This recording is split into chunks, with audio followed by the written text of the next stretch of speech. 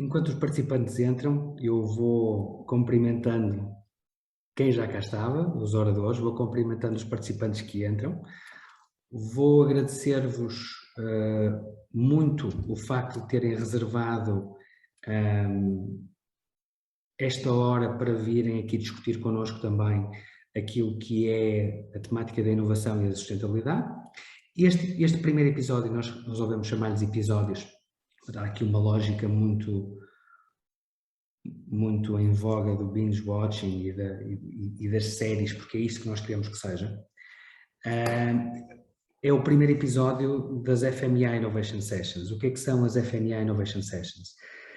As FMEI Innovation Sessions vão ser um ciclo de conversas ao longo deste ano sobre como fomentar o crescimento sustentado através da introdução de novos produtos, novos sistemas, novos serviços, novos modelos de negócio. E não tivemos muitas dúvidas quando foi para escolher quer o tema da inovação e da sustentabilidade, como também não tivemos muitas dúvidas sobre quem convidar para discutir connosco este tema.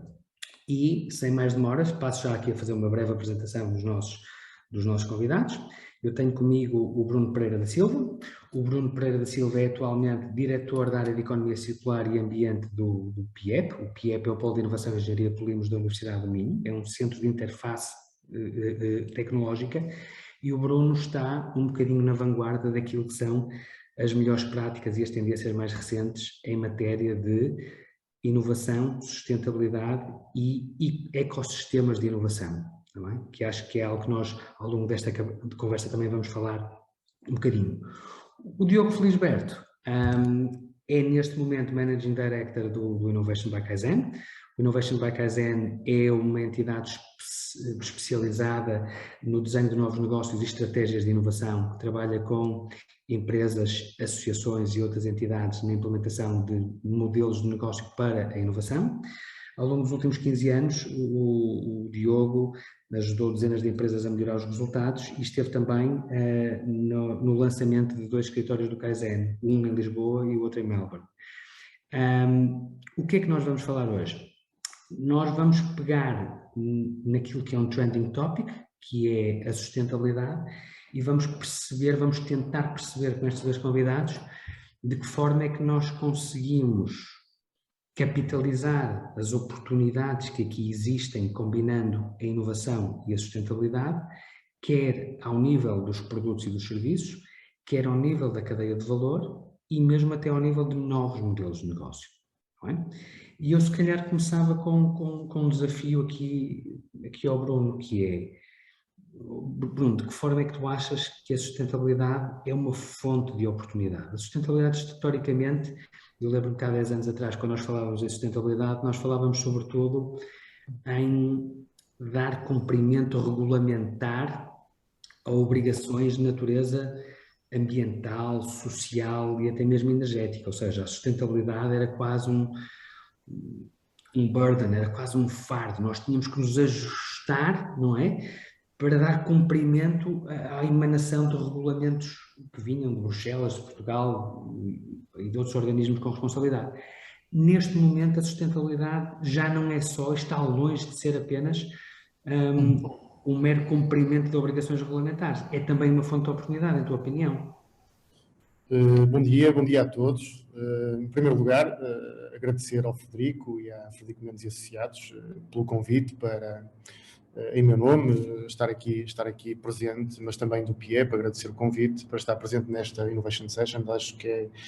é o caminho é o caminho de partilha de conhecimento, de debate, para que possamos realmente contribuir para o aumento da competitividade do nosso país e do aumento das exportações. Relativamente ao tema, à questão que me colocas, claro que nós temos que olhar que no mundo em que nós vivemos no dia de hoje temos um conjunto enorme de desafios globais, como o crescimento da população e até mesmo a questão da segurança alimentar e das mudanças climáticas, onde torna-se necessário que as sociedades, acima de tudo, escolham soluções que sejam mais eficientes para que possamos garantir um desenvolvimento mais sustentável e alavancarmos aqui a questão da descarbonização, da neutralidade carbónica, mas acima de tudo, e quando falamos ao nível de economia, uma transição de uma economia linear para uma economia mais circular. O modelo da atualidade, que já está em transformação, de extrair, transformar e descartar, é insustentável, pelo que nós teremos que nos focar aqui muito em alternativas que permitam redefinirmos aqui um pouco a noção de crescimento com o foco nos benefícios para a sociedade.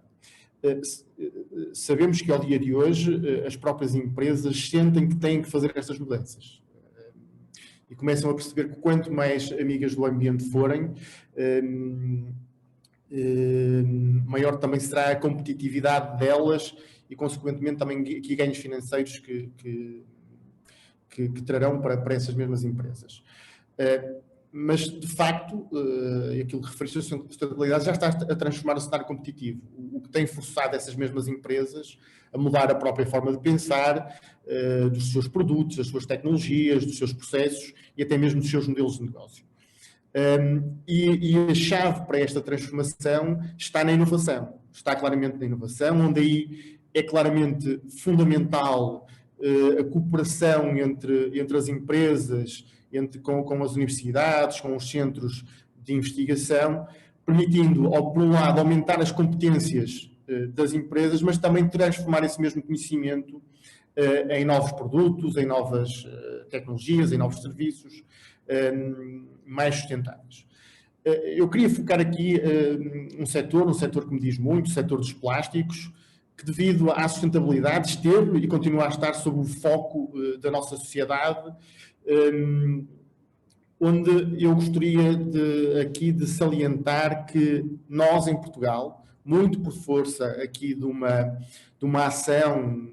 da Associação Portuguesa da Indústria dos Plásticos, a APIP, foi possível nós criarmos uma agenda mobilizadora de investigação, desenvolvimento e inovação que será capaz de promover a transição do setor de uma economia linear para uma economia circular. Esse projeto é um projeto que é conhecido, é o projeto Better Plastics, o qual ele ambiciona assegurar a sustentabilidade da nova cadeia de valor do setor dos plásticos em Portugal, através do desenvolvimento de novos materiais, de novos produtos e tecnologias, mas também serviços que respondam a estes que são os desafios atuais, mas também os de futuro. Isso fez com que nós tivéssemos que introduzir aqui um novo modelo, tivéssemos que ter um envolvimento de todos os atores da cadeia de valor do setor dos plásticos para a economia circular, que envolve desde a indústria química, os produtores de matérias-primas, os transformadores, as empresas de marca própria, os brand owners, os retalhistas, mas também as entidades gestoras de resíduos e empresas de reciclagem. Isto permitindo construir aqui um ecossistema que agrega ainda às universidades e centros de investigação em prol de podermos desenvolver os materiais, os produtos mais sustentáveis, onde nós nos focamos essencialmente, neste caso em concreto, em 4 grandes eixos de atuação. Por um lado, a circularidade pelo design de materiais, por outro lado, a circularidade pelo design de produto, mas também a circularidade pela reciclagem, a circularidade pelas matérias-primas alternativas. Só para darmos aqui um exemplo, e como a sustentabilidade é uma oportunidade, nós estamos a desenvolver, ao nível da circularidade pelos materiais, soluções de materiais para a produção de filmes multicamada que incorporem reciclado, que sejam recicláveis para o setor alimentar, mas também materiais biocompostáveis que permitam desenvolver filmes para contacto alimentar, mas que sejam compostáveis nas centrais que existem em Portugal, que são apenas 60 dias, contrariamente às centrais industriais que temos no centro da Europa, que são 180 dias. Portanto, estamos aqui a trabalhar em soluções que serão oportunidades, que trarão benefícios para as empresas, que conseguimos com isso responder também àquilo que são as necessidades que a sociedade nos está a trazer, mas também ao nível dos produtos. Estamos a desenvolver embalagens para uso alimentar com menores quantidades de material, que incorporem também aqui materiais reciclados. Desenvolver aqui também produtos para embalagens para a indústria médico-farmacêutica, para o setor rodoviário, para o setor automóvel, isto muito baseado em algo que eu acho que podemos ainda depois também falar ao longo desta nossa conversa, tem a ver com a questão do ecodesign, da incorporação de materiais reciclados e que esses mesmos componentes também sejam recicláveis no fim de vida. Ao nível da reciclagem, temos aqui um novo paradigma que realmente é uma oportunidade enorme para o país, para podermos criar novas empresas. Estão a surgir muitas empresas ao nível da reciclagem, portanto a sustentabilidade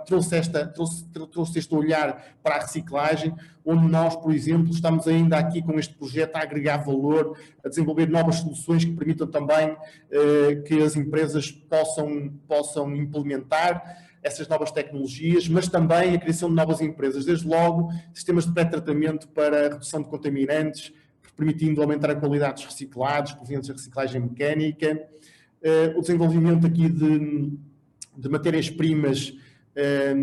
através da reciclagem mecânica, onde nós estamos a reduzir a cadeia e a reduzir o número de operações. Dou o exemplo, por exemplo, de nós pegarmos em flakes de PET, em vez de irmos desenvolver o PET reciclado para depois ser utilizado na produção de uma garrafa, estamos a incorporar parte de flake diretamente para a produção da garrafa plástica. Portanto, estamos aqui a reduzir a cadeia, a reduzir o número de operações, com um impacto enorme ao nível económico, mas também ao nível da sustentabilidade. Depois também ao nível das matérias-primas alternativas. Nós estamos aqui a desenvolver materiais biodegradáveis, valorizando muito que são resíduos alimentares e também ao nível e resíduos da biomassa para a produção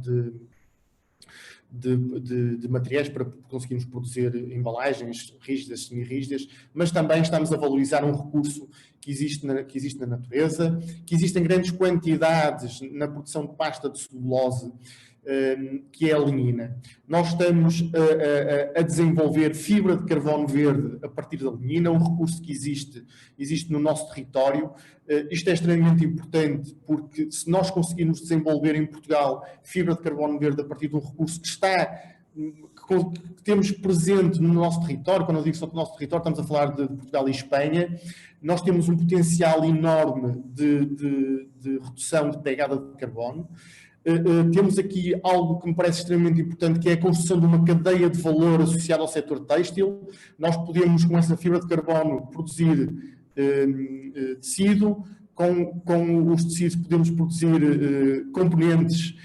para o setor automóvel, para o setor aeronáutico. Portanto, estamos aqui a construir cadeias de valor associadas e de escala curta e locais, com grande impacto no aumento aqui também do emprego, portanto, aumentarmos aqui a resiliência do território. Deixa-me ver aqui a opinião do Diogo sobre isso. Terminar, dizer que este é um projeto que estamos a fazer única e exclusivamente com entidades portuguesas, é o único à data na Europa e um exemplo claro de sustentabilidade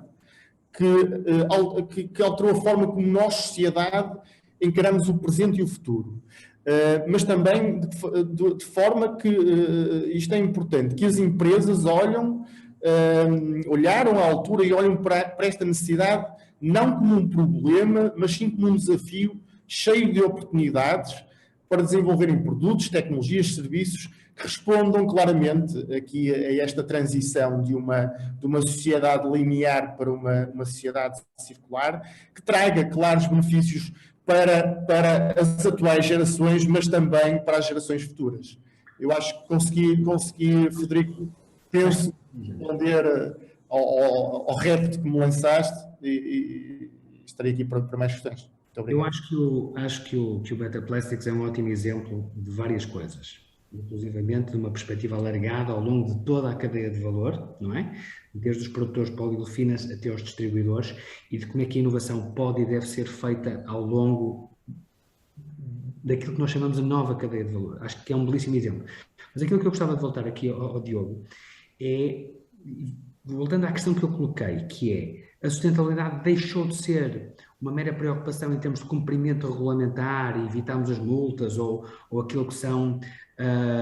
os desincentivos, e neste momento constitui-se como uma fonte de oportunidade. E por fonte de oportunidade eu estou a pensar em diminuir o meu custo de produção, aumentar o valor acrescentado dos meus produtos, conseguir melhorar as minhas margens. Diogo, tu entendes que isto é assim? Ou seja, que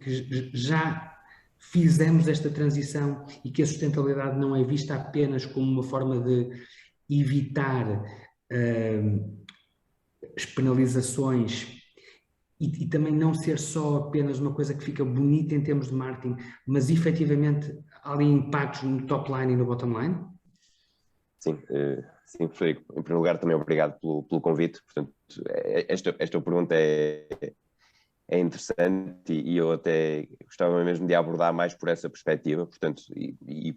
não só pela perspectiva das empresas neste momento, não estar a olhar para este tema apenas como algo que é regulamentação que exige, mas acima de tudo estarem a começar a olhar para este tema por outro tipo de vantagens que isto também traz, nomeadamente algumas internas. E o que é que eu quero dizer com internas? Há aqui alguns fatores muito interessantes a serem partilhados. Primeiro, um tema que pouco se fala, recrutamento. Estado americana, em que eles basicamente olham-se para um portfólio de cerca de 4 mil alunos, de 30 escolas de negócio, e foram perceber o que é que eles achavam sobre empresas que eram sustentáveis, e no fundo categorizaram empresas que trabalhavam mais o eixo de sustentabilidade e empresas que não trabalhavam tanto. E portanto rapidamente conseguiram tirar aqui um conjunto de conclusões, e os números falam por si. Portanto, a primeira conclusão é que 78% dessas pessoas que responderam afirmaram que estavam mais inclinadas a concorrer a um emprego, a uma empresa, se essa empresa fosse, digamos, cadastrada como uma empresa com boa performance do ponto de vista de sustentabilidade. Portanto, isto é o primeiro statement. Segundo, dessas pessoas, 80% delas afirmam que estão dispostas a aceitar um trabalho, não é só candidatar, mas também aceitar um trabalho nessa empresa, se for cadastrada como uma empresa que trabalha o tema da sustentabilidade. E agora o mais importante deles todos, portanto, 44% delas estão dispostas a receber um salário mais baixo para trabalhar nessas empresas, obviamente aqui com um limite que anda ali na casa dos 10% a 15%, mas estão dispostas a ter um salário mais baixo para poder trabalhar numa empresa que tem dinâmica, tem rotinas, atividades e que é vista como uma empresa sustentável. Portanto, isto muda completamente uma área que pouco se fala, que é a área do recrutamento, ou seja, como é que uma empresa pode usar a sustentabilidade, não só pensando numa ótica económica, mas também numa ótica daquilo que é a sua atividade de crescimento por via da adição de recursos, que neste momento, como todos sabemos, é uma área que está particularmente difícil por toda a concorrência que veio ser gerada com estas novas regras, os trabalhos remotos e da escassez de talentos. Portanto, isto era um dos eixos. Segundo eixo, e este mais ligado com o que o Frederico estavas a falar, portanto, eu vou-lhe chamar inflação, ou seja, a inflação está cá, veio pelo menos no curto prazo para ficar, o impacto que isso tem nos preços de energia é brutal, e provavelmente a maior parte das pessoas que aqui estão hoje sentem este problema, né, todos os meses, e portanto uma das formas que nós vemos neste momento a sustentabilidade como fonte de oportunidade é de mitigar aquilo que é o sobrecusto que está a ser trazido com a inflação dos preços de energia e, no fundo, olharmos para aquilo que é a operação das empresas e percebermos onde é que nós conseguimos ser mais eficientes do ponto de vista da nossa operação, para com isso conseguir reduzir os custos energéticos e também, naturalmente, reduzir os custos com desperdício que seja gerado na operação e que, por sua vez, também vai obrigar a consumir mais energia. Portanto, e este, naturalmente, portanto, é um caminho que as empresas, umas mais forçadas do que outras, mas são obrigadas a seguir pela pressão dos custos que se está a sentir. Depois existe aqui um outro tema que também começa a ser cada vez mais falado e que tem a ver com financiamentos. Portanto, e financiamento significa eu preciso de capital e eu consigo capital mediante aquilo que são aquilo que é a minha pegada, ou de acordo com aquilo que é o meu plano de sustentabilidade. E, portanto, se hoje em dia isto já existe, em muito poucos anos isto vai ser quase que tal como vamos ao banco e temos que dar o IRS para ter um empréstimo, provavelmente vamos ter que ir ao banco e dar a nossa pegada para o banco nos dar um empréstimo enquanto empresa. E, portanto, isto aliado a todo o mercado que também está a começar a surgir, mesmo de mercado de obrigações, portanto, de estar indexadas a performance de sustentabilidade. Portanto, há aqui todo um mercado que já existe, está a crescer e vai crescer muito nos próximos tempos e naturalmente que é também uma fonte de oportunidade no sentido em que para termos acesso a financiamento ou a financiamento com boas condições, isto naturalmente que vamos ter que trabalhar o tema da sustentabilidade. E por fim, há aqui um tema mais agora orientado para fora, que tem a ver com as oportunidades de negócio que isto gera, e nós somos frequentemente contactados por empresas que tentam explorar algumas destas oportunidades, muitas vezes até fora do seu core business, mas tem a ver com modelos de negócio que possam ser criados para explorar algumas destas oportunidades que vão surgindo relacionadas com a sustentabilidade. E eu até recordo-me, ainda na semana passada, estava, por causa de uma iniciativa que organizamos, tive contacto com duas empresas, duas startups, ambas, uma na Irlanda e outra em Inglaterra, que basicamente trabalham muito ligadas para retalho, e portanto uma delas, que se chama Responsible, portanto basicamente o que eles fazem tem roupa de marca, Nike, Patagonia, outras marcas conhecidas, em que eu quando compro a roupa, eu já sei qual é o valor de compra que esta mesma marca me está a efetuar, ou seja, eu compro uma t-shirt que me custa 40 euros, mas eu quando compro a t-shirt sei que a posso devolver ou revender ao vendedor original por um preço previamente definido, ou seja, estamos aqui a ver um modelo completamente circular do ponto de vista do que é que fazemos ao produto no seu fim de vida ou quando não o queremos mais, e vemos aqui o exemplo de uma empresa, de uma startup que rapidamente desenvolveu um modelo de negócio para conseguir explorar esta oportunidade. E uma outra que também exploramos, que é a HIT, portanto, que também trabalha na área do retalho, e a oportunidade que viu foi: eu tenho marcas, e neste caso eles trabalham, por exemplo, com a Louis Vuitton e outras marcas de luxo, portanto, eu tenho marcas que não conseguem escoar toda a sua coleção, e portanto aqueles itens que são menos vendáveis ou que demoram mais tempo a ser escoados, o que eles fazem é, compram esses produtos às marcas de luxo, criam como se fosse um bundle em que pegam numa caixa, colocam X produtos dentro da caixa e fazem uma revenda para cliente final com um preço muito mais competitivo do que se eu tivesse que comprar os produtos individualmente, e para a marca isto também é potente porque conseguem escoar stock, de outra forma não conseguiriam. Portanto, mais uma vez, o que estamos aqui a falar é dar bom uso aos materiais e contribuir, como o Bruno falava bem, portanto o modelo tem que ser menos linear e mais circular, e portanto o que aqui estamos a falar é modelos para explorar este conceito. Portanto, terminando e concordando com o que o Bruno falava, portanto, a chave disto está na inovação, sem dúvida, e quando falamos de inovação, portanto, é muito fácil pensar em ideias de como é que se pode explorar a sustentabilidade. O que é importante é termos capacidade de conseguir testar, não é? Ter um processo quase que estruturado de testagem e experimentação dessas ideias, porque há muitas coisas que naturalmente vão falhar e que não se consegue um mercado como se imaginava inicialmente, e portanto quanto mais rápido e barato eu conseguir experimentar, mais experiências posso fazer e portanto mais conseguir inovar neste âmbito da sustentabilidade. Mas diria que estes seriam eixos que são cruciais e confirmam certamente esta tendência e a oportunidade de ver a sustentabilidade como um eixo de crescimento. Muito bem. Isto agora dos green bonds está muito em voga, mas há uns anos tentou-se fazer uma experiência interessante na Alemanha, depois não vigou, e percebo porquê, que havia um benchmark nacional de desempenho de inovação, como existem as Innovation Scoring, se cá em Portugal, uma coisa assim do género, e empresas que tivessem um melhor desempenho em matéria de inovação conseguiam taxas de financiamento bonificadas. Portanto, até este conceito de indexarmos desempenhos em áreas específicas que queremos, e naquele caso particular era o caso da inovação, depois a trade-offs positivos, como por exemplo na área de financiamento, é uma coisa que está obviamente cá para ficar. Antes de iniciarmos esta sessão, nós falávamos, por exemplo, há 15 anos atrás, o conceito de Open Innovation era quase uma coisa breakthrough, quer dizer, até há 15, 20 anos atrás havia aquele conceito de que tudo aquilo que nós fazemos tem que ser entre portas, por múltiplas razões. Obviamente isto já passou há décadas, não é? Portanto, e não só o conceito de Open Innovation, nós já nem falamos nesse conceito porque a inovação obviamente tem que ser de portas abertas, mas aquilo que o Bruno falava há bocado também da capacidade em fomentarmos a inovação ao longo de toda a cadeia de valor. Diogo, de que forma é que tu estás a ver isto e de que forma é que os teus clientes estão a ver isto? É que, por exemplo, para uma grande empresa, não é? É mais fácil eu ir ao meu fornecedor Tier 1 ou Tier 2 e dizer-lhe, pá, tu a partir de agora tens que diminuir os custos de embalagem em 5%, ou tens que diminuir os consumos de X. E para uma pequena empresa, muitas vezes, este fomento da inovação vem da âncora da minha cadeia de valor. Como é que tu estás a ver este fomentar de inovação ao longo de toda a cadeia de valor? É uma coisa que já é fácil de ser feita? É uma coisa que já está em marcha? O que é que tu sentes? Sim, isto de facto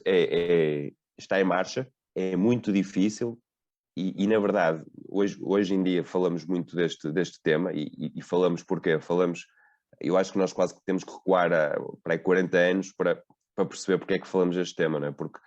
de repente, quando nós estamos a falar na década de 80 ou de 90, em que o mundo não era global como é neste momento, o que aconteceu foi que os preços de transporte ficaram muito mais acessíveis, a mão de obra, havia grandes assimetrias entre países, o que fez com que houvesse quase que importação de mão de obra ou deslocalização de unidades produtivas para sítios onde a mão de obra era mais barata. A internet veio democratizar o acesso à informação. Portanto, houve aqui um conjunto de fenómenos que fez com que o conceito da mobilidade, seja de pessoas, seja de produtos, fosse um pressuposto onde a economia se baseou. E o que é que isto fez? Isto fez com que tudo isto que nós hoje falamos da poluição, das mudanças climáticas, tudo isto foi acelerado desde o momento em que nós criamos este processo de globalização, que teve um conjunto gigante de vantagens, como sabemos, que sofreu aqui um ponto de inversão com o Covid-19, não é? Portanto, com o Covid-19 toda a gente começou a falar,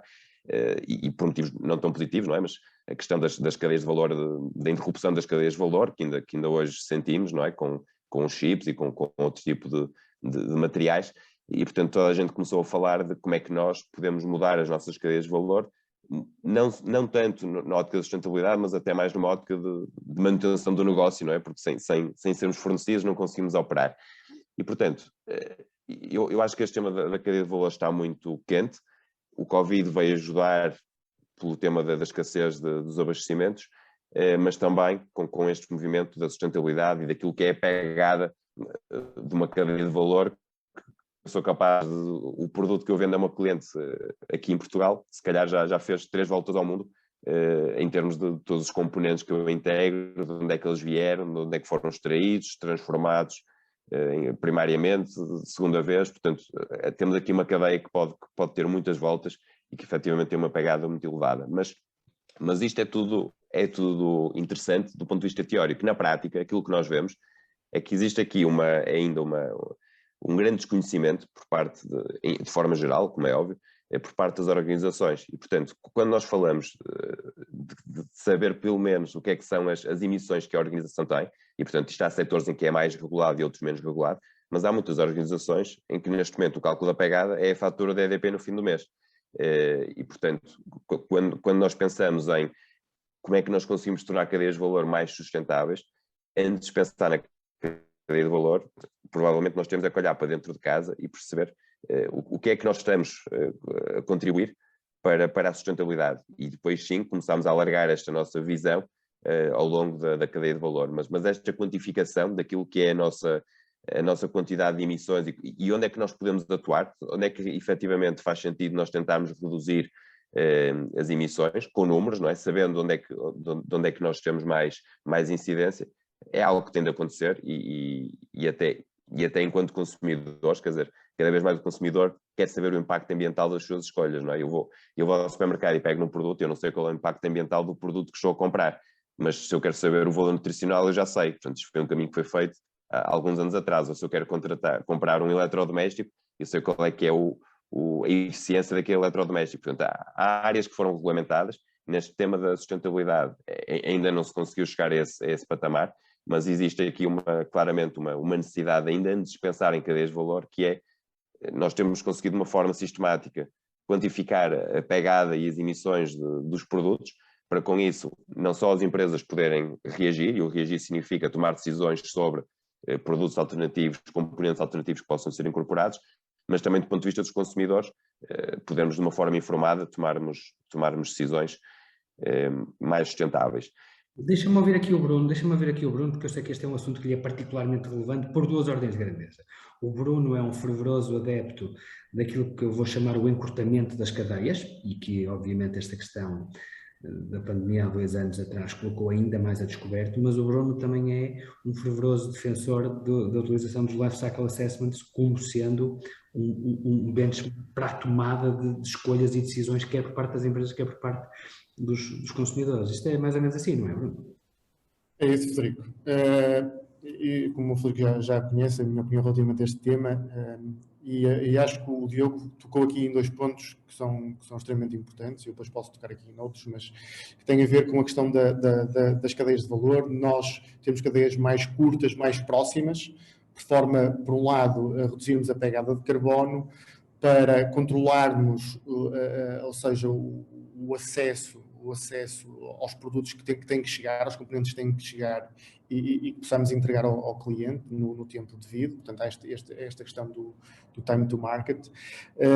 E também, de certa forma, aumentarmos aqui a resiliência da Europa e de Portugal, porque claramente nós estamos muito dependentes da Ásia, o que faz com que a própria Europa esteja aqui a perder aqui fatores de competitividade que me parecem importantes. Ao nível, quando nós falamos aqui da questão das cadeias de valor, acho que as empresas têm-se tornado proativas relativamente à questão de as tornar mais sustentáveis. Numa primeira fase, foi claramente por questões, regulamentações e diretivas que foram impostas. No entanto, as empresas têm-se focado muito na questão da redução dos recursos renováveis, dos consumos de petróleo, de gás natural, mas até ao nível da questão do consumo de recursos mais renováveis, como a água, nas suas instalações. Eu acho que as empresas, e já está a acontecer, têm-se focado também na questão dos próprios edifícios que constroem, as instalações mais sustentáveis, com a incorporação de painéis solares, com aqui incorporações de fontes de energia mais verdes. As próprias frotas dos veículos já começam a ser frotas com carros também mais verdes. No entanto, eu acho que é importante que as empresas, por um lado, desenvolvam um conjunto de requisitos. Eu acho que também tem sido paradigma, basilares para a sustentabilidade dos seus fornecedores. Nós, quando temos uma cadeia de valor, temos por exemplo, uma OEM que define que os seus fornecedores têm que reduzir os resíduos, as emissões da sua empresa, que têm que, por exemplo, reduzir embalagens intermédias, que só compram produtos provenientes de fontes, por exemplo, sustentáveis. Dou um exemplo, por exemplo, produtos à base de papel que sejam apenas de florestas de rendimento sustentável, que os produtos em plástico sejam, por exemplo, de base reciclável ou de base bio, como é o caso, por exemplo, dos sacos plásticos. Isso já se começa a ser implementado. Por isso, eu vou voltar aqui a focar num ponto que o Diogo focou. É fundamental que as empresas passem a fazer a gestão da sua pegada de carbono. Ou seja, onde é necessário que eles façam, ou seja, toda a análise do seu ciclo de vida, dos seus produtos, permitindo desse modo aferir o seu desempenho ambiental. Ou seja, eu quando falo na empresa, mas falo em toda a cadeia de valor. Ou seja, esta avaliação inclui desde a questão da obtenção das matérias-primas, passando pela fase de uso e até mesmo, como o Diogo falou, a questão da devolução, e depois do seu fim de vida. E estas análises serão fundamentais para que as empresas percebam quais os níveis de consumo, por exemplo, de energia, de água, de outros recursos, não só que eles têm, mas que os seus fornecedores têm, e perceber a questão do transporte, quanto é que representa, porque representa muito ao nível do impacto ambiental. Portanto, eu acho que estas ferramentas são fundamentais para que as empresas tomem a sua tomada de decisão, seja baseada em factos científicos, reais, e não em soundbites, que muitas das vezes acontece, e que o Diogo também indiretamente falou. Eu queria também aqui tocar, se calhar, aqui outros pontos que me parecem importantes. Eu acho que esta questão do local do trabalho, ou seja, esta questão da pandemia que nos afetou a todos, também trouxe-nos aqui algo em onde as empresas viram-se, de certa forma, também aqui obrigadas a que os seus colaboradores passassem a trabalhar a partir de casa, o que levou à redução no tempo de viagens, mas levou aqui a redução ao custo da viagem e também ao nível da utilização global da energia, dado que não tem que se mover em transportes coletivos, em transportes privados, o que deu aqui um contributo interessante para a própria redução da pegada de carbono da própria empresa. Depois, eu acho que esta medida contribui para que tenhamos uma cadeia de abastecimento, uma cadeia de valor mais sustentável e acima de tudo, demonstrou-nos por vários estudos que aumentámos a produtividade e aumentámos a satisfação dos nossos colaboradores, o que é extremamente importante para que possamos implementar esta transição. Quando há pouco o Diogo falava na questão das devoluções, eu estava aqui a pensar e tinha aqui algo que é uma devolução, ou seja, as empresas cada vez mais olham para uma devolução não como um problema que têm a nível financeiro, mas como de que forma é que poderão aproveitar isso em benefício próprio, dando aqui um sentido de responsabilidade em prol da sustentabilidade, mas com ganhos financeiros para a própria empresa. Eu lembro-me, não é bem uma devolução, é um fim de vida prematuro, que tem a ver com as baterias, por exemplo, do Nissan Leaf, ou seja, quando apareceu o Nissan Leaf, o veículo elétrico, as baterias têm um tempo de utilização máximo no veículo que é inferior ao tempo de vida útil da própria bateria ou de parte dos componentes da bateria. Ou seja, o que é que aconteceu? O que é que a empresa fez? Quando uma bateria usada chega à Nissan, ela é avaliada, por vezes grande parte dos componentes estão como novos, ou seja, e quando isso, eles atribuem aqui classificações aos componentes da própria bateria e podem ser reutilizados esses componentes em novas baterias de alto desempenho para um novo automóvel. Quando obtém uma classificação B, as baterias estão suficientemente capazes de ser utilizadas, por exemplo, em equipamentos industriais, como empilhadores, para armazenamento de energia estacionário, e até mesmo aqui um nível C, onde podem ser utilizados em pequenas unidades que fornecem energia auxiliar quando ocorrem, por exemplo, falhas de rede elétrica, por exemplo, em supermercados ou em outras instalações. Isto é um exemplo que eu queria trazer, porque isto, e segundo os dados que temos, estima-se que estas baterias recuperadas têm uma vida útil de 10 a 15 anos, que é prolongada após a utilização no veículo. Isto é extremamente importante e se nós avaliarmos aqui a redução da pegada de carbono que isto tem, acho que nos traz aqui algo que é extremamente importante. Eu acho que e esta era a mensagem que eu queria deixar relativamente a este tema que o Frederico colocou, é que as empresas, quando criam cadeias de valor mais amigas do ambiente,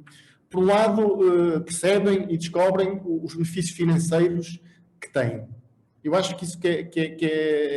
começam depois a perceber que têm benefícios financeiros elevados. E que a eficiência, e isto está muito sustentado ao nível da eficiência energética e da própria redução de resíduos, que lhes faz com que o resíduo passe a ser uma matéria-prima para ser valorizada na produção do mesmo produto ou de um novo produto. Portanto, isto é importante. E, por outro lado, eu acho que isto é mais fundamental, é que as empresas passam desse modo a construir mecanismos que correlacionam as iniciativas de sustentabilidade com os benefícios financeiros, os negócios para a empresa. E isso é algo que passa a fazer parte do dia-a-dia das equipas de trabalho da empresa, o que facilita que as empresas possam realmente, e quem as lidera, possa realmente promover esta descarbonização, esta transição para para uma economia mais circular e que permita claramente preparar a empresa para responder a estes que são os desafios e permita a sua resiliência enquanto empregador, enquanto produtor de produtos, enquanto exportador, e isso contribua para o desenvolvimento económico do nosso país. Bruno, obrigado. Eu primeiro vou fazer aqui o meia-culpa por não estar a conseguir controlar o vosso tempo, está bem? Eu tinha-vos dito que era 5 minutos para cada um em cada uma das questões, isto está a resvalar, e depois por não ter dito logo que temos aqui o Q&A aberto, e o que eu tinha prometido aqui aos oradores é que se nós conseguíssemos cumprir o tempo, eu abria isto a perguntas e respostas, e já temos aqui uma pergunta que é muito relevante. Portanto, o que vos ia pedir nas próximas 2 questões é que fossem mais eficazes na comunicação. Onde é que eu queria levar agora a conversa? Este enquadramento macro é muito bonito, mas a maioria das pessoas que nós temos aqui nesta sessão gostava sobretudo de ter coisas mais action-oriented, que é, ok, fantástico, já percebi a oportunidade e o business case da sustentabilidade, eu já o conhecia, vocês reforçaram, deram uma perspectiva diferente, abordamos aqui a questão da inovação ao longo da cadeia de valor, mas o que é que eu, no meu negócio, independentemente do que é o meu negócio, independente do meu negócio ser plástico, ser construção civil, ser metalomecânica, o que é que eu, no meu negócio, preciso e posso começar a fazer no sentido de explorar oportunidades de inovação? E deixo aqui a seguinte dica. Obviamente, existe aqui uma colagem, eu dizia, quase académica e comercial muito grande da inovação à investigação e desenvolvimento. Nós sabemos, no entanto, que ela não precisa necessariamente passar por aí, não só porque existem vários tipos de inovação, como também existem exemplos perfeitamente fantásticos de inovação em empresas daquilo que chamamos de países do terceiro mundo, em que essencialmente nós pomos as cabeças a pensar como é que eu consigo fazer o mesmo produto com o mesmo desempenho, com um desempenho que o meu cliente está disposto a aceitar, a um custo muito menor. Bruno, da tua experiência, onde é que é um ponto de partida para nós começarmos a refletir sobre quais são as oportunidades de inovação em matéria de sustentabilidade que eu tenho no meu negócio? Eu acho que nós, acima de tudo, temos que pensar temos que desenvolver novos produtos e serviços, acima de tudo, que sejam mais sustentáveis. Eu acho que tenho referido sempre isso, e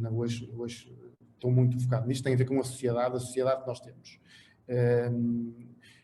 E eu acho que uma grande parte dos consumidores, o Diogo também falou nisto, passou aqui a valorizar e a preferir produtos e serviços mais amigos do ambiente. E isto é importante porque faz com que as empresas procurem, por um lado, redesenhar produtos existentes ou desenvolver novos produtos e serviços, permitindo, assim, responder a esta necessidade societal, conseguir ganhar cota de mercado e contribuir claramente para a sua rentabilidade económica. Eu acho que isto é importante, e aquilo que falaste também da questão da inovação associada às universidades, aos centros de saber, eu acho que as empresas necessitam de ter novas competências. Necessitam de ter novas competências, necessitam de adotar novas metodologias de desenvolvimento como o ecodesign, a biomimética e, acima de tudo, também utilizar ferramentas de análise de impactos ambientais, como o Life Cycle Assessment, a avaliação de ciclo de vida, a análise de ciclo de vida, onde a utilização desta ferramenta é fundamental no apoio à tomada de decisão, dado que aqui será possível quantificarmos os impactos ambientais de todo o ciclo de vida, dos novos produtos ou dos sistemas mais sustentáveis que estamos a desenvolver. Ao nível do ecodesign, eu acho que tem que haver aqui um foco nesta temática. Eu acho que ele tem e continuará a ter de forma mais significativa nas empresas um papel preponderante no desenvolvimento de novos produtos. Trata-se de uma abordagem que integra aqui um conjunto de indicadores de performance que até há muito pouco tempo acima de tudo eram relegados para segundo plano devido à sua importância reduzida. Atualmente muitos produtos, muitas marcas, muitos públicos e mesmo alguma legislação obriga a olhar para o ecodesign como sendo aqui um Key Performance Indicator que pode aqui, em alguns casos, sobrepor a questões relacionadas mais com a questão do custo, e isso será mais preponderante na tomada de decisão. Eu acho que teremos que olhar para a questão do uso racional dos materiais, o uso de matérias-primas mais amigas do ambiente, a reciclabilidade, a reutilização, o próprio design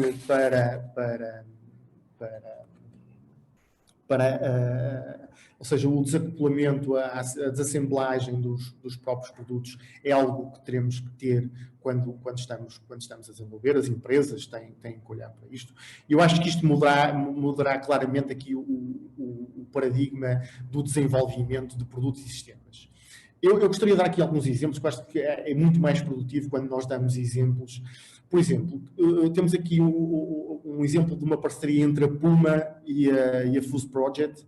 que foi baseado no ecodesign, que desenvolveram uma solução inovadora para substituir uma caixa normal de calçado da Puma. O produto chama-se o Cleaver Lytle Bag. Ele combina as funções de caixa com um saco de transporte e esta solução permitiu reduzir 65% da utilização de cartão, não necessita de se fazer uma assemblagem e permitirá reduzir, ao nível do universo de Puma, a utilização de 8.500 toneladas de papel, reduzir 20 milhões de megajoules de eletricidade, 1 milhão de litros de água e reduzir a emissão de 10 mil toneladas de dióxido de carbono. Estes são dados onde nós, a partir do ecodesign, com a redução da quantidade de matérias-primas, redução do processo de assemblagem, podemos realmente trazer. Depois, trazer a questão da biomimética, porque ela é importante, porque ela permite a resolução de determinados problemas de forma pragmática e funcional, utilizando soluções já existentes na natureza. Através deste método é possível nós aplicarmos soluções muito otimizadas e testadas pelos processos evolutivos da natureza e aplicá-la a produtos como sistemas de serviços. Eu aqui tenho um exemplo de uma empresa portuguesa, é para um cliente internacional, é da Logoplast, é um produto que foi desenvolvido pela Logoplast, é uma embalagem vamos chamar uma garrafa para detergente de Ecover, é a Ecover Ocean Bottle, onde o design estrutural desta garrafa foi inspirado no design dos esqueletos de 2 micro-organismos que existem no plâncton dos oceanos, o que permitiu otimizar o desempenho dessa garrafa, contribuindo para uma redução de 20% do seu peso. Além disso, esta própria garrafa utiliza materiais do oceano, plástico do oceano, e plástico reciclado do pós-consumo. Eu tinha mais, Frederico, para falar sobre este tema, não vou alongar. Quero que também... A minha indicação de meio da sessão, que é... Acho que nós necessitamos desenvolver novos produtos, novos sistemas, soluções, tecnologias mais sustentáveis. É importante esta questão, esta simbiose, esta relação entre as universidades e as empresas, o aumento das competências, baseado em metodologias e em métodos que são claramente e trarão claramente benefícios para desenvolvermos soluções mais sustentáveis para o nosso planeta e que tragam, acima de tudo, rentabilidade para as empresas, que é o motor. Eu costumo dizer que sem empresas não há emprego, sem emprego temos graves problemas sociais onde quer que estejamos. Eu vou colocar a mesma questão ao Diogo, fazendo aqui também se calhar um apanhado de algo que nós já fomos falando até aqui, que é, se eu não o fizer por mim, eventualmente alguém vai fazer. O que é que eu quero dizer? Se eu não decidir começar a empreender os esforços para inovar no sentido de diminuir consumos, diminuir pegada, alguém o vai fazer por mim. E alguém muitas vezes é uma entidade regulamentar ou é um grande cliente, não é? E, por exemplo, nós temos o caso da HP, que com o peso que tem conseguiu nos Estados Unidos adiar 1 ou 2 anos a entrada em vigor de um regulamento porque não tinha tecnologia própria para substituir a tecnologia vigente. A esmagadora maioria das empresas não tem esse poder de conseguir atrasar a entrada em funcionamento de uma legislação e nem muitas das associações o conseguem ter. Portanto, onde é que eu, na minha empresa, ao ter que começar a encontrar formas de pensar e estruturar a inovação, Diogo, aonde é que nós devemos olhar? Para onde é que nós devemos olhar? Que ferramentas é que devemos utilizar num primeiro momento? Sim, muito bem. Portanto, tipicamente esta abordagem e muitas das empresas até que também falam connosco têm esta preocupação que é preciso ser sustentável, é preciso, e sabemos porquê, seja por custo, seja por regulamentação, mas como é que se faz isto e por onde é que se começa? E tipicamente há aqui duas abordagens que são complementares e que uma delas é olhar para dentro de casa, ou seja, a sustentabilidade tem uma ligação muito grande com muitos dos custos que existem na organização e, portanto, vamos olhar para aquilo que é o custo que temos com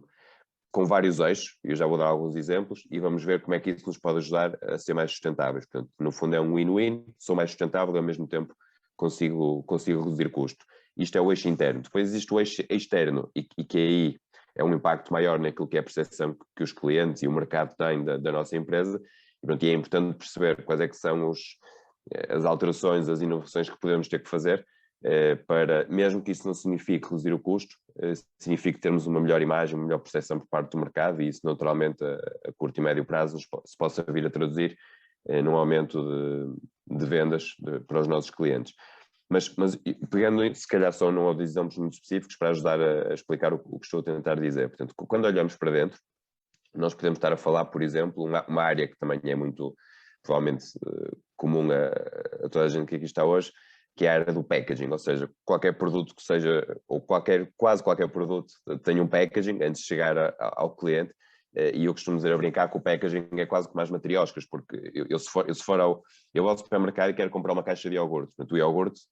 tem uma embalagem, que por sua vez vem numa embalagem de papel a envolver os 4 iogurtes, que por sua vez chegou numa caixa de cartão ao supermercado, que por sua vez vinha numa caixa maior no caminhão. Portanto, o conjunto de embalagens que nós temos ao longo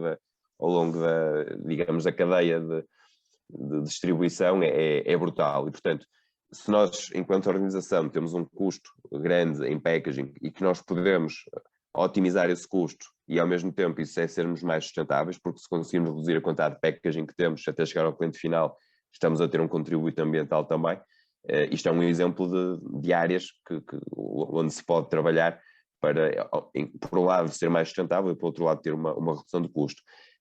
Outro exemplo muito fácil de perceber, e porque agora está muito na moda, portanto, tem a ver com o que se chama na distribuição o last mile. Portanto, neste momento, com o fenómeno de Covid, a quantidade de distribuição explodiu, não é? Portanto, agora é só motas e carros de várias empresas que toda a gente conhece, e, portanto, criou-se de repente aqui um fenómeno em que eu já tinha e-commerce, já existia, mas de repente surge o quick commerce, não é? Com aquelas entregas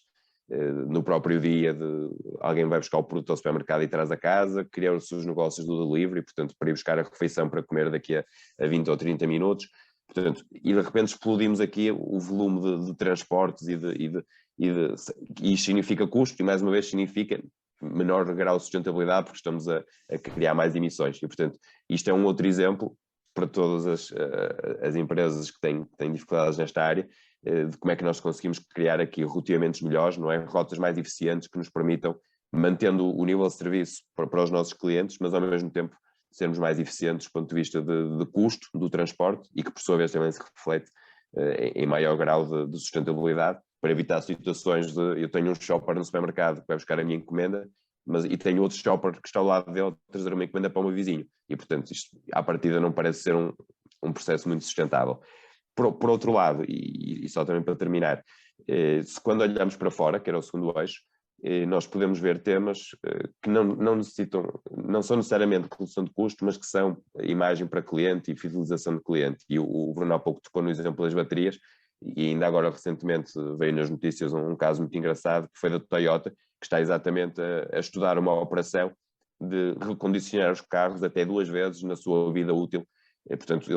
eles sabem que em 9 anos têm 3 donos diferentes do carro e, portanto, querem conseguir recondicionar totalmente o carro como se fosse novo 2 vezes. E com isso estamos a estender a durabilidade do produto, digamos assim, que é uma das formas de olhando para fora, conseguimos também ser mais sustentáveis. Outro exemplo é a questão do que é que acontece no final da vida do produto, não é? E aqui estamos a falar mais uma vez, podem ser produtos de consumo, ou seja, o que é que acontece à bateria elétrica do carro, mas podemos estar a olhar também para produto mais industrial, ou seja, ainda há pouco tempo discutia isto com uma empresa que produtora na área do cacau, em que basicamente no seu processo de transformar o grão de cacau em cacau, não é? em chocolate, conseguiram pegar, portanto, quando há o esmagamento do grão e separam o miolo do cacau que vai dar o chocolate e ficam com a casca, que teoricamente não teria grande valor, conseguiram criar um processo interno de utilização da casca para alimentar as caldeiras, portanto, por poder de combustão que existe na casca para reduzir o seu consumo energético. Portanto, mais uma vez, estamos aqui a falar, tem componente de custo, sim, mas ao mesmo tempo tem uma componente de marca e ambiental muito forte. Portanto, resumindo, eu diria que há sempre estes dois caminhos a fazer, portanto, olhar para dentro e para custo e como é que esse custo pode ter contributo na sustentabilidade, e olhar para fora e perceber o que é que o mercado anda a procurar nas empresas em termos de sustentabilidade e como é que nós podemos reagir sem com isso estarmos a aumentar custo, porque depois há aqui sempre um trade-off, não é? Que queremos ser sustentáveis e é obrigatório, mas também temos que pagar as contas ao final do mês. E belíssimos exemplos. Eu tinha aqui um último tópico para discutir convosco, mas este vou-vos pedir que sejam mesmo muito focados, está bem? Porque é um tópico que diz respeito, eu diria, a uma fase mais madura daquilo que é a learning curve em termos de inovação e que diz respeito um bocado aos modelos de negócio. Obviamente, os casos de estudo dos modelos de negócios são aqueles mais sonantes, são aqueles que se dão nos business cases das escolas de gestão, nós conhecemos, dos Ubers desta vida e não sei o quê, mas de que forma é que vocês acham e reparem que estamos aqui sobretudo com uma audiência de empresas nacionais, de que forma é que vocês acham que pode haver aqui matéria e oportunidade para desenvolvimento de novos modelos de negócio a partir da sustentabilidade? Diogo, tu tens ideias sobre isto? Refletiste um bocadinho sobre isto, não? Sim, vou ser muito sucinto, portanto vou dizer duas coisas. A primeira é que os modelos de negócio na área da sustentabilidade são fundamentais, mas parece-me muito difícil que as empresas, vou chamar incumbentes, portanto as empresas já mais estabelecidas no mercado, consigam, de uma forma natural, criar novos modelos de negócio em cima deste tema da sustentabilidade. E digo isto porque naturalmente que toda a cadeia de valor foi montada para otimizar o custo, não foi montada para sermos sustentáveis, portanto foi assim que as empresas foram estabelecidas e, portanto, nós conseguimos fazer esta transição num curto período de espaço de tempo, parece muito difícil, portanto eu vejo com muito mais naturalidade haver empresas,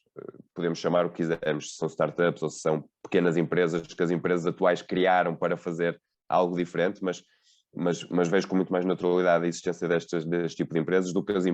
empresas já estabelecidas virem a criar, ou pelo menos em escala, não é? Não quer dizer que isto não aconteça, exemplos de empresas que criam modelos de negócio inovadores na área da sustentabilidade, mas parece-me que vai ser muito mais por aí. E a segunda coisa que eu queria dizer, e pegando um exemplo muito concreto, que é mais do que falar,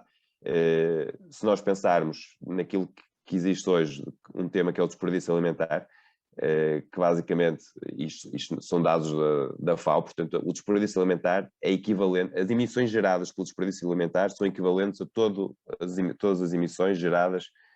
pelos transportes que são feitos pelas empresas, portanto só para termos noção da dimensão. Isto é um tema por si só dá aso para criar dezenas ou centenas de modelos de negócio que possam vir a resolver este problema. Quem diz este problema diz muitos outros. Portanto, a resposta é sim, o modelo de negócio é crítico e há muitas oportunidades que só conseguimos resolver com novos modelos de negócio, porque as empresas estabelecidas vão ter muita dificuldade em reagir porque não vai compensar com a sua estrutura atual e, portanto, isto naturalmente vai surgir mais, isto a nosso ver, vai surgir mais por empresas que são criadas com este propósito, do que ter uma empresa que já tem a sua faturação, a sua rede de clientes, a sua estrutura de custos e que vai reestruturar completamente e pelo caminho quase que pode perder o seu core business. Portanto, esta é uma discussão muito interessante também, que é do mindset que os incumbentes também se calhar precisam ter no sentido em como fomentar estas spin-offs ou estas unidades autónomas que podem vir eventualmente estar a desenvolver ideias de negócio que podem canibalizar o negócio principal. Ou seja, isto estaria aqui apenas pano para mangas, sendo que uma delas pode ser a aquisição destas pequenas startups ou pequenas empresas que surgem, que é o que nós temos visto sobretudo nas tecnológicas e não só. Bruno, sobre esta temática dos modelos de negócio, dos novos modelos de negócio baseados na sustentabilidade, o que é que tu tens visto? Eu antes, só que um ponto para puxar um bocadinho atrás na última questão pegando no que o Diogo referiu, eu queria dar aqui um exemplo importante da Adolfo Domingas. Nós fizemos um projeto com eles, onde nós olhamos para as cruzetas da roupa que eram de madeira, que já tinham tido uma segunda vida, tinham sido pintadas. Nós recuperamos a madeira dessas cruzetas e utilizamos enquanto carga de um polímero para produzir novas cruzetas com a incorporação de 40% dessa madeira, que estão hoje nas lojas, e já temos um modelo de circularidade para que, quando elas ficarem danificadas, regressem e voltem a ser incorporadas para a produção de novas cruzetas em material composto. Um modelo de economia circular. Portanto, só dar aqui este exemplo no seguimento daquilo que o Diogo tinha falado. Relativamente aqui à questão, e concordo com o Diogo, que as empresas já estabelecidas é mais difícil criar novos modelos de negócio. No entanto, tem existido. Eu tenho aqui 1 ou 2 exemplos para dar relativamente a isso, mas claramente que novas empresas, como por exemplo, e eu acho que esta questão de associarmos a digitalização à sustentabilidade traz-nos aqui exemplos de negócio muito, muito interessantes, como é o caso da plataforma Vinted, onde podemos comprar e vender artigos em segunda mão, ou seja, a reutilização aqui de artigos, vestuário, calçado, sem que exista uma loja física, de uma forma simples e segura. Portanto, estamos aqui a prolongar o tempo de vida útil. Portanto, eu acho que este é um exemplo interessante. Queria dar aqui um exemplo de uma empresa já estabelecida. Estamos a falar de um grande player, a Procter & Gamble, que trouxe sistemas de refill por exemplo, para shampoos, como a marca Pantene, que permite reduzir, reutilizar e reciclar as embalagens, e com esta medida a Procter & Gamble aqui encontra-se a reduzir a utilização de 50% do plástico virgem nas suas embalagens de shampoo. Começamos também aqui já a assistir ao nível dos retalhistas, dos supermercados, onde estamos aqui a implementar sistema de refill de detergentes, onde nós levamos a nossa embalagem e enchemos o nosso produto. Portanto, há uma reutilização da embalagem, ele tem várias vidas, só trazemos o detergente. Portanto, isto são novos modelos de negócio que estão aqui a ser implementados por atores que... Quando o Diogo há pouco falava, e estava pano para bem, estaríamos aqui mais tempo a falar, da questão do desperdício alimentar. Isso toca aqui num ponto que é importante. É por isso que nós, enquanto atores do setor dos plásticos, somos fundamentais para o desenvolvimento de embalagens que respondam aos requisitos que a sociedade quer, mas que prolonguem o tempo de vida útil dos alimentos, para que possamos, dessa forma, também reduzir o desperdício alimentar, que é muito, se não utilizássemos embalagens em material de plástico. Para terminar, e focando também aqui nesta questão dos plásticos, que me parece importante, eu acho que, não só dos plásticos, mas referi que um modelo, para mim, que do ponto de vista será fundamental para a promoção da economia circular em Portugal, encontra-se associado a um sistema de depósito dos produtos em fim de vida, quer seja plástico, papel, produto em papel, em vidro, em metal. Eu acho que isso é fundamental. E eu sou um defensor que isso seja associado a um sistema de incentivo. Foi implementado em Portugal, no último ano, ainda que de forma piloto, um sistema de recolha de garrafas de PET, o qual, mediante a quantidade entregue, o cidadão tinha aqui acesso a um voucher que podia descontar em compras nos retalhistas. Eu acho que isto é algo que é extremamente importante, porque trata-se de pensar uma nova forma e também de agir, que trará claros benefícios para a sustentabilidade e para a economia em Portugal, porque seguramente para qualquer material nós só poderemos ter uma economia circular se tivermos à nossa disposição materiais em quantidade suficiente para ser reincorporados nos processos e em boa qualidade. Mas aqui é extremamente importante que os cidadãos, né, todos nós, façamos a nossa parte. E a nossa parte é colocar os produtos no seu fim de vida, no local correto, para que ele possa ser valorizado no mesmo produto, noutro produto, e isso fará com que nós consigamos reduzir a utilização dos recursos naturais que temos e possamos contribuir para a construção da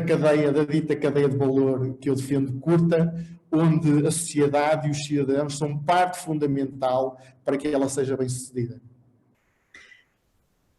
Deixem-me então tentar fazer um wrap-it-up daquilo que nós falamos aqui na última hora e depois tenho um desafio muito rápido para cada um de vocês, mas depois de eu fazer aqui o wrap-it-up. Nós começamos isto tentando avaliar o potencial da sustentabilidade como fator de oportunidade. Falamos sobre as questões da regulamentação enquanto driver e muitas vezes fomentador das inovações e das alterações que eu tenho que empreender, mas depois também conseguimos construir uma camada acima em que dissemos, bem, isto não é só o driver regulamentar, eu tenho aqui vantagens, quer do ponto de vista da diferenciação junto da concorrência, quer a nível da diminuição dos custos, quer até na criação de produtos de maior valor acrescentado.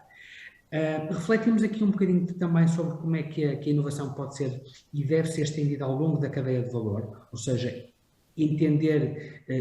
onde é que ela começa, onde é que ela termina e com que parceiros, com que clientes, com que fornecedores, com que terceiros é que eu devo também colaborar no sentido de inovar, não apenas internamente, mas no meu ecossistema, e depois refletimos um bocadinho sobre o que é que podem ser pontos de partida para eu, dentro do meu negócio e da minha empresa, começar a procurar estas oportunidades. Acho que muitas dessas oportunidades estão, e fiquei com a ideia que o Diogo e o Bruno concordam aqui, concordam sobre a generalidade dos temas, mas aqui em que isto tudo começa com uma análise, começa com uma avaliação, começa com um benchmark, com uma quantificação daquilo que é a minha pegada, daquilo que são os meus consumos e como é que eu me comparo com os terceiros, ou seja, eu aqui encontro fontes para explorar estas oportunidades e depois vimos também que num nível mais avançado e mais maduro, ao nível do modelo de negócio, existem oportunidades e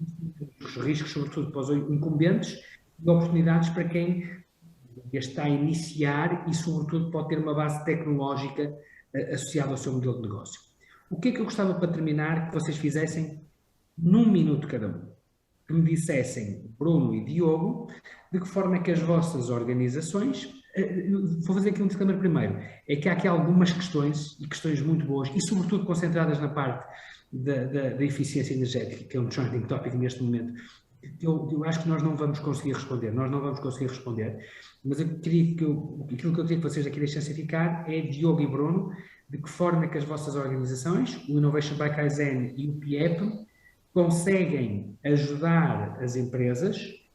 quer no processo de inovação, quer no processo de inovação pela sustentabilidade e no processo de descarbonização e eficiência energética. E se calhar começaria aqui pelo Bruno. Isto é o dia-a-dia do trabalho do Bruno. Ok, vamos aqui tentar. Bruno, num minuto. Num minuto. Eu estou com o micro ligado, estou correto. Relativamente a esta questão, o PIEP tem ao longo, não é do dia de hoje, nós temos vindo a desenvolver, quer seja, por um lado, estamos sempre disponíveis para nos sentarmos com as empresas, temos o feito, para desenharmos roadmaps de inovação em prol da sustentabilidade.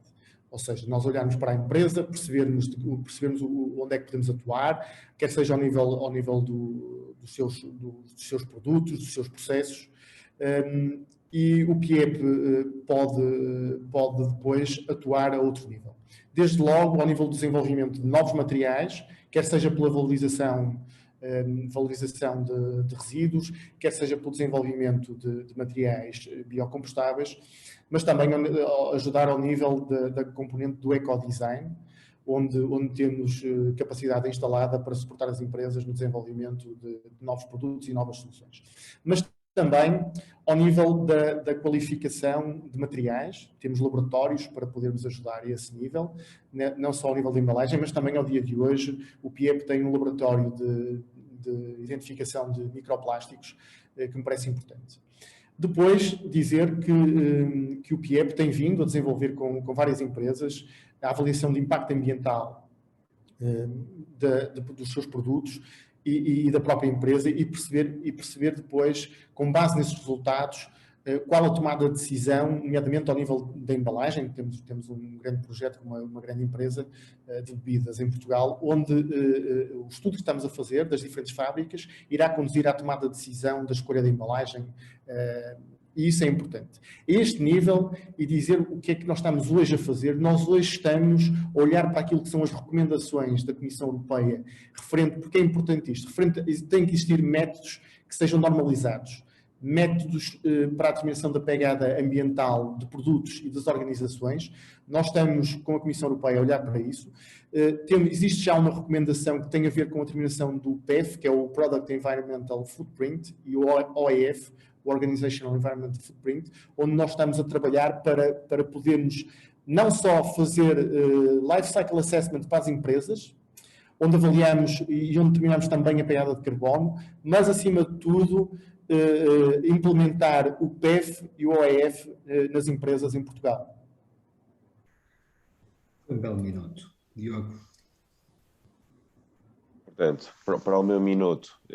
separando nos dois temas que o Frederico referiu, portanto, por um lado, como é que olhamos para a sustentabilidade do ponto de vista de custos, por outro lado, do ponto de vista da inovação e modelo de negócio. Portanto, do ponto de vista de custo, é muito simples, portanto, no fundo, nós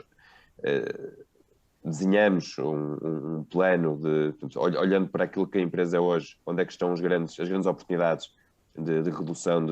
de consumos, de materiais,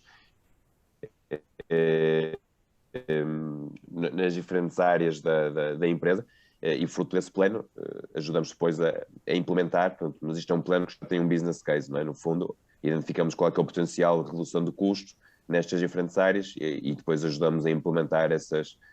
alterações para atingir o indicador de retorno. Do lado da inovação, a abordagem é um bocadinho diferente, mas está mais ligada a conseguirmos desenhar em conjunto com as empresas qual é que deve ser ou os modelos de negócio ou os produtos e serviços que devem ser desenhados no âmbito da sustentabilidade. E, portanto, aqui sabemos que não há respostas certas e, portanto, há um desenho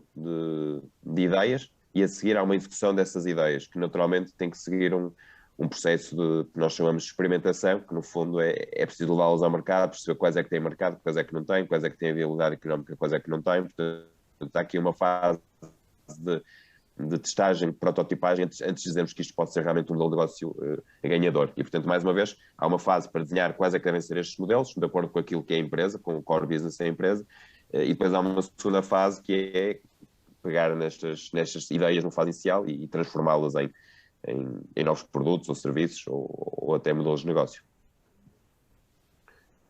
Diogo, impecável. Resta-me agradecer a todos os participantes